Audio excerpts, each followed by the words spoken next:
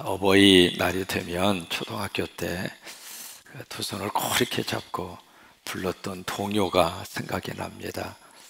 아마 여러분도 그런 추억이 다 있으리라고 생각을 하는데, 이제 그때 불렀던 동요가 바로 뭐였냐면, 높고 높은 하늘이라 말들 하지만 나는 높은 게. 왜 저 혼자만 부르고 있어요? 윤춘병 선생님이 글을 쓰시고 박재훈 선생님이 곡을 붙인 그 어머님 은혜라고 하는 그 곡이죠. 기억나시죠? 같이 한번 해볼까요? 제가 음을 너무 높이 잡은 것 같아요. 어머님 은혜.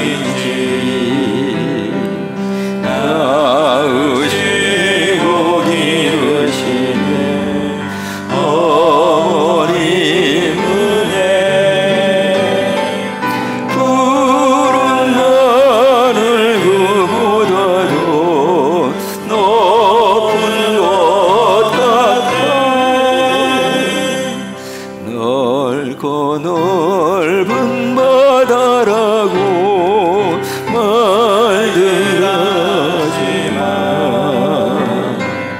나는 넓은 게 또 하나이지. 사람 되라 이루시는 어머님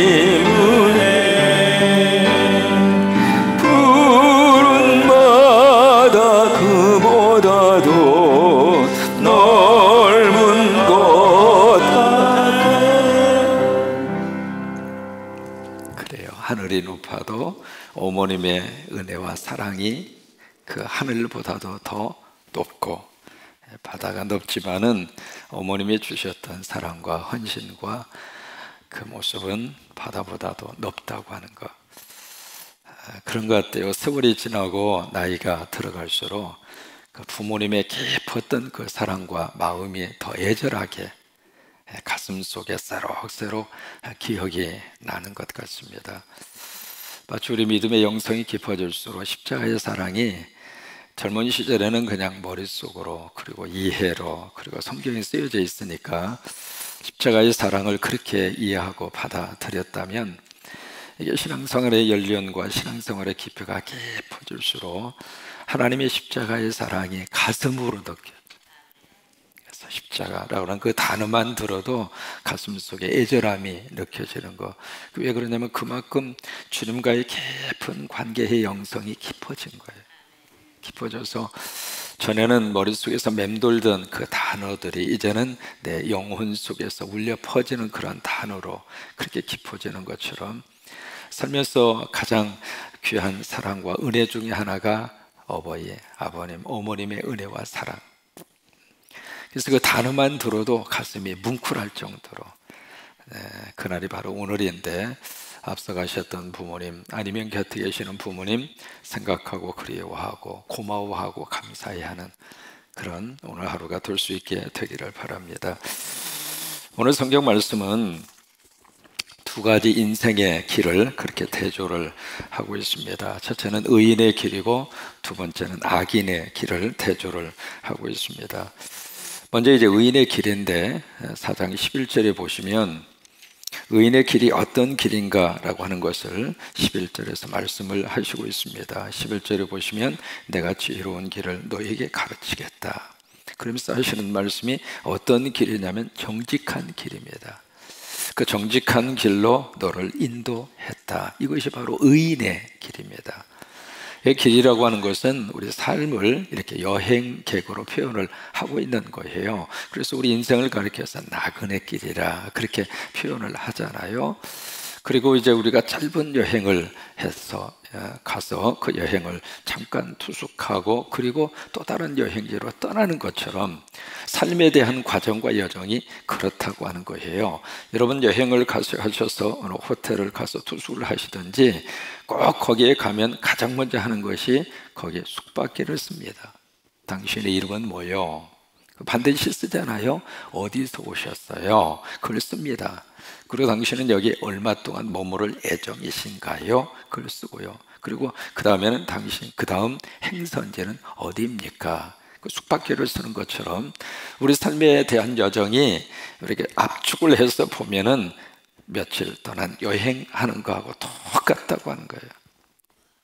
여러분 그 여행 중에는 이런 일 저런 일 많은 일들을 만날 수 있고 경험할 수 있잖아요. 근데 중요한 것은 그 다음 여행 목적지가 중요해요. 우리의 여행 목적지는 천국입니다. 우리가 이 세상에서 영원히 사는 거 아니에요. 우리가 질병 없이 천년 만년 살고 싶은 것이 인간의 마음이라면 우리는 그런 조건, 그런 환경, 그런 약속을 받고 이 땅에서 사는 존재가 아니에요. 잠깐 사는 것뿐이에요. 그래서 모세 같은 위대한 하나님의 사람도 70이요 간간하면 80이라도 평균 연령이 그 당시에는 70 정도였다 그 말이에요. 70 정도 살면은 참 잘 사셨다. 여러분 우리 어린 시절만 하더라도 환갑잔치 동네 잔치였습니다. 수염 하얗게 기르신 할아버지 삿가 탁 쓰시고 이렇게 딱 앉아있는 모습 보면은 무슨 산신령이 내려온 것처럼 그때 그 당시에 그 나이가 한갑이에요. 여러분 지금 한갑잔치 합니까? 무슨 얘기냐면 벌써 평균 연령 자체가 그만큼 늘어난 거예요. 그래서 지금 이 시대를 살고 있는 우리들은 어떤 의미에서 과거 우리 부모님 세대보다도 듬으로 살고 있는 시대가 그 세월이 많습니다. 그러니까 평균 연령 모세 시대가 70세였는데 그렇게 산다 하더라도 그 삶의 여정 속에서 우리가 꺼내놓을 수 있는 것은 수고와 슬픔뿐이니 그것 또한 신속히 날아가나이다. 결국 우리의 여행의 마지막 목적지는 천국이에요. 여러분 천국 가려고 예수 믿는 거예요. 구원 받으려고 예수 믿는 거예요. 이 땅에 건강하게 200살 살라고 예수 믿는 거 아니에요. 그것은 하나님의 필요에 따라서 건강도 주시기도 하고 물질도 주시기도 하고 은혜도 주시기도 하고 때로는 하나님의 필요에 의해서 빼앗아 가시기도 하고 하나님이 가져가시기도 하고 그거예요. 그러니까 이 세상의 것은 영원한 거 없어요. 영원한 우리 여행의 목적지는 어디냐면 천국이에요. 천국 바라보고 살아야 땅의 것을 딛고 땅의 것을 이기고 살아갈 수 있어요. 그렇지 않으면 땅의 것 때문에 늘 속상하고 땅의 것 때문에 늘 애달파하고 땅의 것 때문에 너무 아파하고 그렇게 살아요. 그렇지 말고 우리가 비행기를 타고 어느 정도 고도 위에 탁 올라가서 약 한 10,000피트 이상으로 올라갑니다. 약 한 11,000에서 12,000피트 그 정도 이제 비행기가 이렇게 올라가서 비행을 할 때 이렇게 밑을 내려다 보면 사실 땅의 것은 별로 안 보입니다. 그런 것처럼 우리가 길을 지금 가고 있는 것이거든요. 여행을 가고 있는데 이 여행의 길 중에서도 여기에 의인의 길이 있다 그 말이에요. 그 의인의 길이 무슨 길인가? 정직한 길이라는 거예요. 성경은 왜 가르쳐 주시고 있어요? 정직하게 사는 사람이 손해를 볼 때도 있지만은 정직하게 사는 사람이 마지막에 승리한다 이 말이에요. 거짓말해야 살고 보태야 살고 남을 속여 먹어야 살 수 있다. 그것이 우리가 세상에서 알게 모르게 이렇게 교육을 받고 알게 모르게 그 영향권 속에서 살고 있지만은 예수 믿는 사람은 어떤 일이 있어도 하나님 앞에서 정직하고 사람 앞에서 정직하고 그래야 세상이 달라지고 세상에 소망이 있어요.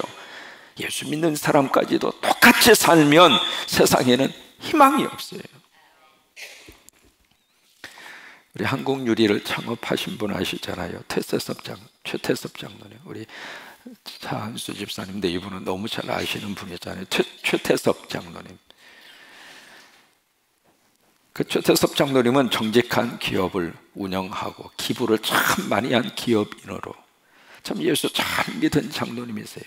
특별히 최태섭 장로님 우리 기장교회에 참 귀한 일을 많이 하셨습니다. 시골 농촌교회가 만약에 유리창이 깨졌다, 유리가 부족하다 하면 아낌없이 시골의 어려운 교회에 다 이렇게 공급을 해 주셨고, 교회를 개척하거나 교회당을 새로 건축할 때 그 최장로님이 이 기장교회에 많은 교회에 유리를 그렇게 많이 공급을 해 주셨어요.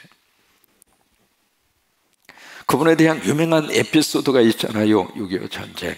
그때 막 전쟁이 막 한창 발발하고 중공군이 막 개입을 하면서 일사후퇴하면서 막 피난길을 떠나는 그 순간에 그때 이제 이분이 은행에서 대출 받은 돈을 어떻게 해서든지 갚아야 되겠다 생각해서, 그때는 돈을 다 현찰로 다 보따리에 싸가지고 다니던 시절이었으니까, 그래서 이거 빨리 은행에 가서 갚아야지, 대출 받은 거 갚아야지 싶어서 준비했는데 그 상황이 벌어진 거예요.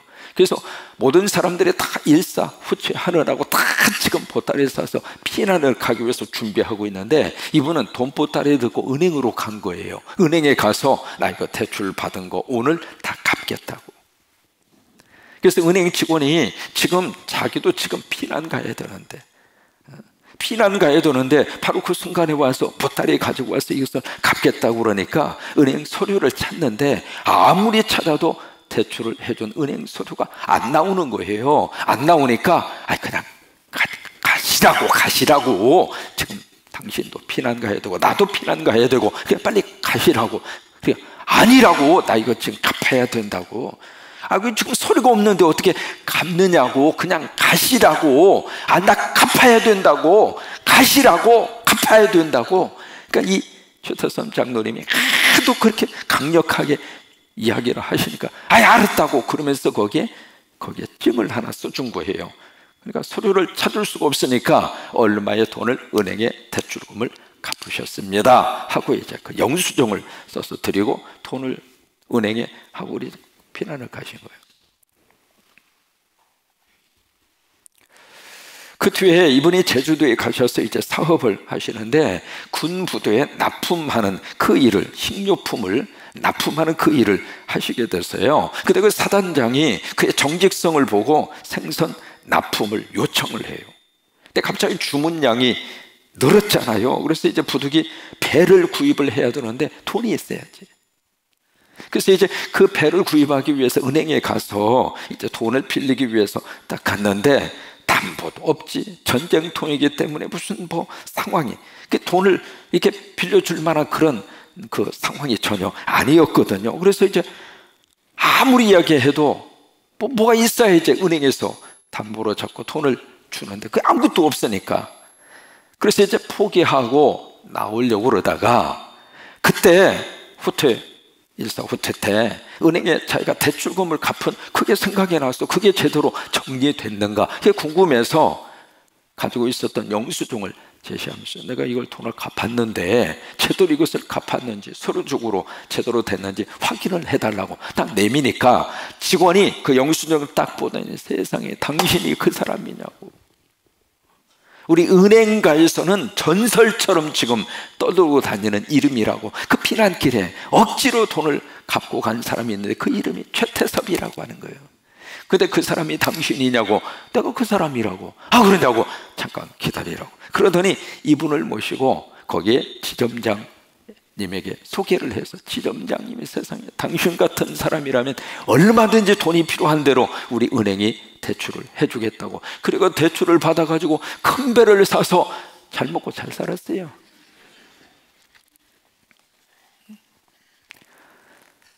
의인의 길은 다른 길이 아닙니다. 정직한 길이에요. 조금 손해보세요. 차라리 정직하게 이야기하고 조금 속상한 게 훨씬 나아요. 그 거짓말로 조금 더 얻어먹기 위해서 우리가 하나님 앞에서 늘 마음속에 무거운 돌멩이를 짊어지고 있는 것처럼 그렇게 사는 길은 의인의 길이 아니에요. 그 다음에 18절에 보시면 의인의 길이 어떤 길인가 너무 귀한 표현을 18절에서 하시고 있습니다. 의인의 길은 뭐 같으냐면 돋는 햇살 같다. 참 기가 막힌 표현을 여기서 쓰고 있습니다.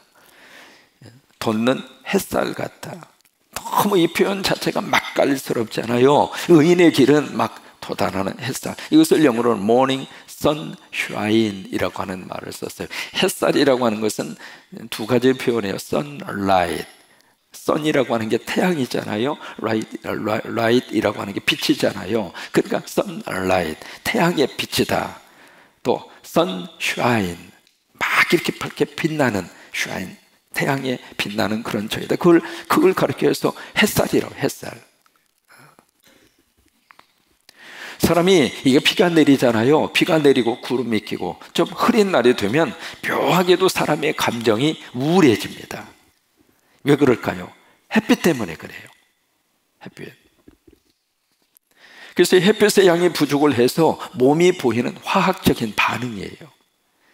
그래서 시애틀 같은 장소는요, 거기는 참 묘하게도 그렇게 안개가 많이 낍니다. 그리고 그런 좀 우중충한 그런 날씨, 그게 시애틀에 굉장히 많은데, 그래서 그 시애틀에서 나오는 것이 바로 스타벅스라고 하는 커피예요. 그 커피가 왜 이렇게 진한가? 그 날씨하고 깊은 연관이 있는 겁니다.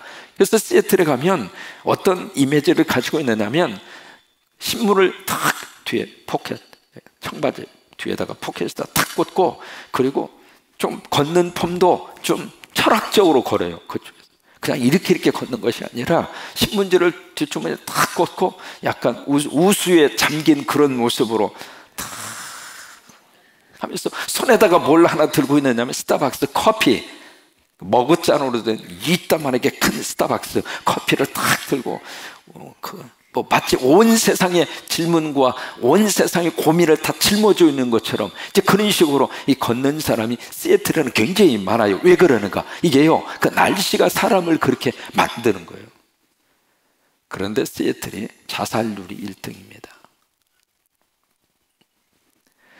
이게 햇살이 그만큼 우리 사람에게 너무 귀한 거예요. 이게 햇볕이 부족하면 그런 화학적인 반응이 우리 몸 안에서 일어나는 거예요.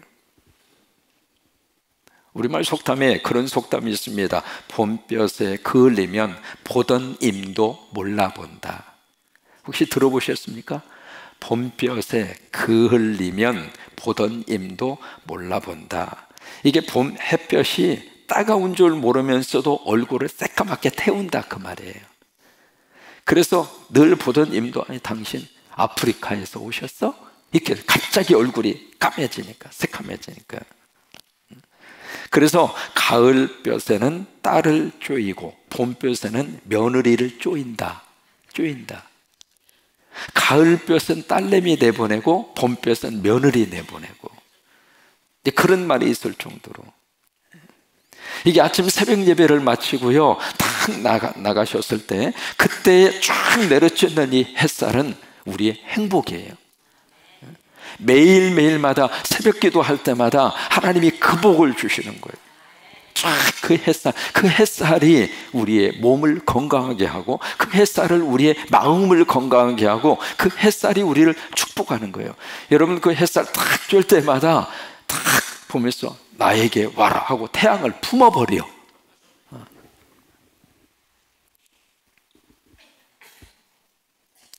여기 의인이 바로 누구인가? 의인은 그런 돋는 햇살 같다, 그 말이에요. 이게 돋는 햇살, 이게 모닝 선샤인. 처음에는 약하게 시작하잖아요. 이 태양이 떠오를 때 처음부터 팍 하고 뜨는 게 아니잖아요. 그러니까 약한 그런 희미한 그런 빛으로 이게 떠오르지만은 시간이 갈수록 이게 점점 밝아지는 거예요. 의인은 바로 그거 같아요. 의인은 그 존재 자체가 약해 보이는 것 같아도요, 세월이 지나고 시간이 지나면서 의인의 삶의 길은 하나님이 밝게 만들어 주세요. 하나님이 그 인생을 들어 쓰신다, 그 말이에요. 그게 의인의 길이에요. 어제 우리 필리핀 친구 7명이 도착을 했어요. 오자마자 교회에 와서 기도하고, 저녁에 이제 우리 후원하시는 우리 성도님들하고 만날 수 있도록 가만히 이렇게 보니까 먼저 이제 얼마나 마음이 급하신지 아이들이 도착하기 전에 먼저 식당에 가서 와서 기다리고 계시더라고요. 그 모습을 보면서 무슨 생각이 들었냐면, 야, 오래간만에 아들, 딸 만나려고 하는 부모 심정, 무슨 이산가족 상봉식을 보는 것 같아요. 그래서 자기가 후원하는 그 아이 이름도 머릿속에 기억하고 있고, 그 아이가 어떤 특징 같은 것도 머릿속에 기억을 하고 있고, 그러면서 우리 후원자들이 그 7명의 학생들하고 만나서 그냥 같이 껴안고, 그리고 이렇게 같이 식사하면서 모습을 보니까 이제 이쪽은 영어를 해야 되고 이쪽은 한국말을 해야 되잖아요. 근데 야, 이게 한국말이든 영어든 그거 괜찮아, 그냥 통하는 거예요. 그냥 뭘로 통하나 싶었더니 핸드폰으로 다 통해. 핸드폰. 지금은 핸드폰 속에 무슨 앱이 있느냐면, 한국말을 하면 그것을 영어로 해석해 줘. 그쪽에서 영어로 하면 그 핸드폰에 한국말로 해석을 해줘. 그러니까 no problem, 문제가 안 되는 거예요. 그 모습을 보면서 그 아이들이 지금 말이죠, 바로 그 빈민가에서 그 꿈도 못 꾸는, 그리고 지금 이 친구들이 비자를 받고 한국에 올 수 있다고 하는 자체가 기적이거든요. 어느 정도냐면 지금 한국의 각 나라의 영사관에서 한국으로 들어가는 비자 발급을 얼마나 까다롭게 하는지, 거기에 제출해야 할 서류 가운데 몇 가지 꿈도 못 꾸는 서류들을 요구를 해요. 비자 발급을 시켜줄 때. 왜? 차단시키기 위해서. 그 중 하나가 바로 뭐냐면 은행 잔고 증명서를 내야 돼요. 일정한 액수의 돈이 없으면 아예 비자 발급 자체를 안 해줘 버리는 거예요. 그러니까 빈민가에서 살고 있는 이 친구들이 무슨 은행 잔고가 있겠어요. 그러니까 그 소식을 옆에 있는 선교사가 듣고, 그거 끝났다고. 그러니까 누구 이름으로 했느냐? 그러니까 군산성광교회 이름으로 초청했다. 그것은 이미 끝났다. 비자, 아이고 안 된다. 아멘이 아니요, 이것은. 차라리 그냥 무슨 다른 비영리 단체 이름으로 하거나 그러면 내줄지 몰라도 교회 이름으로 들어가면 왜 그러냐? 그게 물었더니 그동안에 안식교회에서 안식교회 이름으로 해서 아이들을 초청해서 불법 체류자들이 그렇게 많이 생산이 된 거예요. 그러니까 이 영사는 교회 하면 이게 성방교회인지 안식교회인지 헷갈리는 거예요. 그러니까 비자 발급을 처음부터 안 주는 거예요. 그런데 말이죠, 우리 아이들 7명 모두가 다 비자 발급을 받고 한국 땅에 온 거예요. 그러면 은행 잔고 증명서 냈는가? 낼 게 있어야지. 안 낸 것이 아니라 못 냈어. 그런데 됐어요. 어떻게 됐을까? 비밀이 있어요. 첫째는 하나님이 도와주셨고, 또 하나, 여기서 손을 좀 썼어요. 위무부를 통해서. 이게요, 하나님이 우리를 위해서 손을 써주시면 길이 열리더라, 그 말이에요. 사람도 손을 써주면 길이 열리는 것처럼 하나님이 손을 써주시면 길이 열린다, 그 말이에요. 그러니까 의인은 모닝 선샤인, 아침에 떠오르는 햇살과 같아서 이것이 점점 커지면 한낮에 큰 햇볕이 되는 거죠. 그게 의인의 길이에요. 의인의 길을 가기 위해서 지켜야 되는 일이 있습니다. 그것이 바로 13절입니다.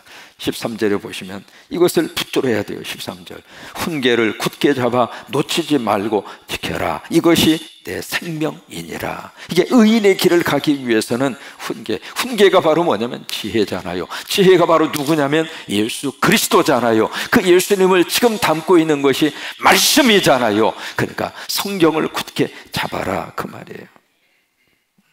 그러면서 그 다음에 경계해야 할 일들이 있습니다. 그것이 14절과 15절입니다. 사악한 자의 길에 들어가지 말고 악인의 길로 다니지 말고 이걸 경계하라, 그 말이에요. 15절, 그의 길은 피하고 지나가지 말고 아예 돌이켜서 떠나갈지어다. 그래야 그것이 바로 우리가 의인의 길을 걸어갈 수 있는 그 길이라, 그 말이에요. 그러면 두 번째, 악인의 길을 우리에게 제시를 하고 있습니다. 19절의 말씀이에요.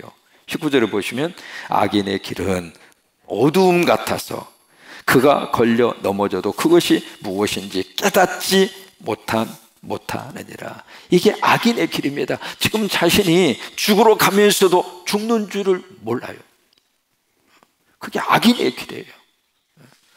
여러분 모두가 다 의인의 길을 힘있게 잘 달려가서 우리 삶의 목적지는 천국이에요. 다 천국으로. 지금 이 새벽에 특별히 병원에서 인터넷 실시간으로 새벽 기도를 하고 있는 분이 계세요. 병상에서 일어나서 지금 이 새벽 기도를 함께 드리고 있을 터인데, 지금 우리 삶의 가장 목적지는 천국이라고 하는 것을 잊어버리지 말고 그 병상에서 믿음으로 승리할 수 있게 되기를 바라고, 그것이 바로 우리가 남아있는 우리의 인생의 길을 우리가 승리로 걸어갈 수 있는 길은 그 길이에요. 의인의 길이에요. 믿음을 붙잡고 사는 그 길이 의인의 길이고, 오늘 하루 예수님 안에서 승리하시게 되기를 주의 이름으로 축원합니다. 어버이날 우리 부모님이 자녀들을 위해 살 수 있는 거 하나 있습니다. 여러분 뭐예요? 기도하는 거예요. 가져 기도하세요. 예수님이 십자가 지고 가시면서 하셨던 말씀 기억하시죠? 나 위해서 울지 말고 너와 내 자녀를 위해서 울어라. 그래요. 속상하면 자식 글 안고 울어요. 누구 앞에서? 자식 앞에서는 울지 마세요. 부모의 약한 모습을 보이면 자식들은 기가 죽습니다. 그러니까 자식 앞에서는 우리 부모님들은 울고 싶어도 참으셔야 되고, 속상해도 속상하다 표현하시면 안 되고, 그래서 부부싸움도 몰래 하세요. 입을 뒤집어 쓰고. 그래서 소리가 새어날 것 같으면 월명공원 저쪽 그냥 코너로 가서 둘만 있는 자리에 가서 실컷 싸우고, 그리고 집으로 올지언정 자식 앞에서는 그런 모습 보이지 마. 어떤 일이 있어도 자식 앞에서는 부모님들은 그런 모습 보이면 안 돼. 자식에게 너무 안 좋은 바이러스를 심는 거랑 똑같아요. 그러니까 부부지간에 해결할 것은 해결하고 자식 앞에서는 그런 내색하지 마시고, 그저 아버지 앞에 와서, 하나님 아버지 앞에 와서 속상하면 여기 와서 울고, 여기 와서 다 쏟아놓고. 그러니까 부모가 자식을 위해서 해줄 수 있는 것은 기도예요. 그저 엎드려서 기도하시고, 그저 엎드려서 기도하시고, 그저 엎드려서 기도하시고, 또 하나 우리 자식이 말씀만 읽을 수 있도록까지만 하셔서 우리 자녀들의 주 안에서 잘 되기를 바라고, 그런 축복이 임하기를 주의 이름으로 축원합니다.